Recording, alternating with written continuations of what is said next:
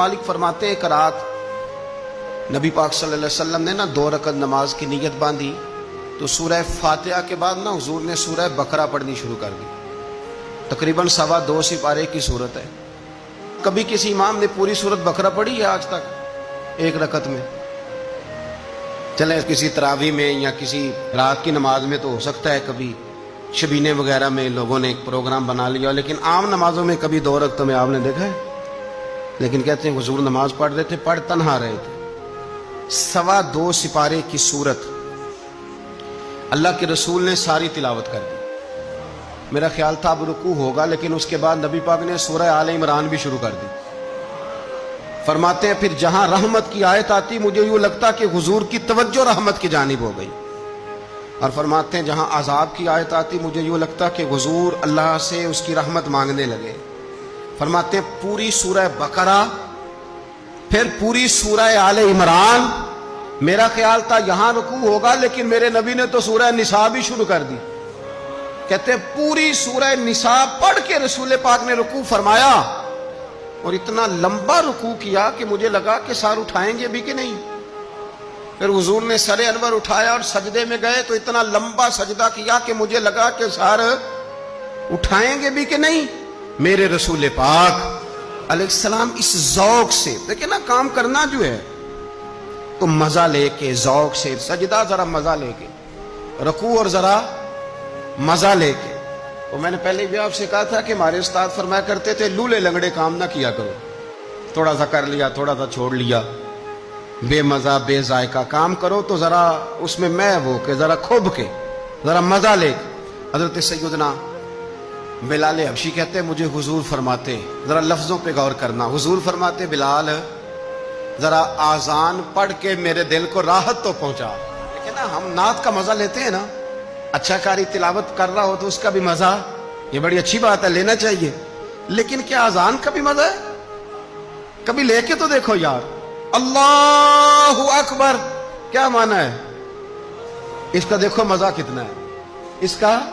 Doctor تجھے کہہ دے تیرا علاج نہیں ہو سکتا، پر تو اسے کہہ اللہ اکبر. بڑا تو سب سے اللہ ہے، تو جب اللہ بڑا ہے تو پھر وہ بڑے فیصلے کرے گا، وہ فیصلے بھی اپنی شان کے لائق کرے گا. تو حضور فرماتے بلال اذان پڑھ کے ذرا میرے دل کو راحت تو دے. اور حضرت ابو ذر غفاری رضی اللہ تعالیٰ عنہ فرماتے ہیں ایک رات حضور نے نماز کی نیت باندھی، ساری رات حضور نے نماز پڑھی اور ایک ہی آیت بار بار پڑھی. سورہ مائدہ کی آیت ہے، ایک ہی آیت، ساری رات روتے رہے اور ایک ہی آیت. اور آج کے ماحول کے تناظر میں ذرا آیت دیکھنا، یہ سیاستہ کی روایت ہے. آیت کیا ہے؟ اللہ اگر تو انہیں عذاب دے گا تو بندے تو تیرے ہی ہیں نا، اگر اللہ تو انہیں بخش دے گا تو غالب حکمت والا ہے. اللہ اگر تو عذاب دے گا، ان تعذبہم فإنہم عبادک، اگر تو عذاب دے گا تو بندے تیرے ہیں. وَإِن تَغْفِرْ لَهُمْ فَإِنَّكَ أَنْتَ الْعَزِيزُ الْحَكِيمُ، اور اللہ تو اگر معاف کر دے گا تو غالب حکمت والا ہے.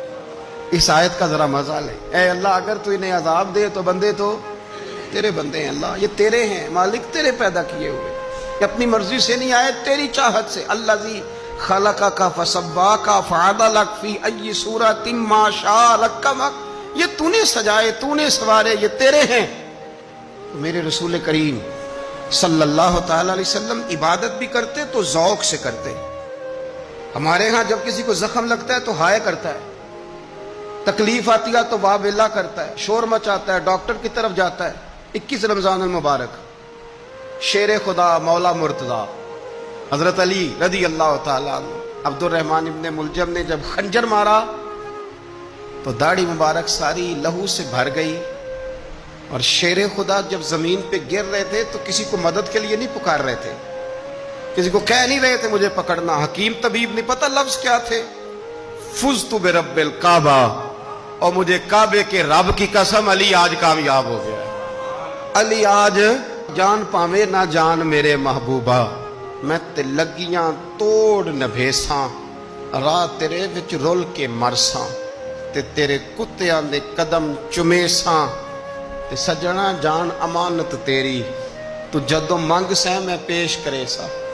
اے جان امانت تیری، جب تو منگ سے میں پیش اسی وقت وہ یہ حاضر ہے تیری جو زندگی بے مقصد نہ گزارو یار. بالخصوص میری نوجوانوں سے گزارش ہے, یہ کوئی بات نہیں ہے کہ بے معنی بے مقصد محمل.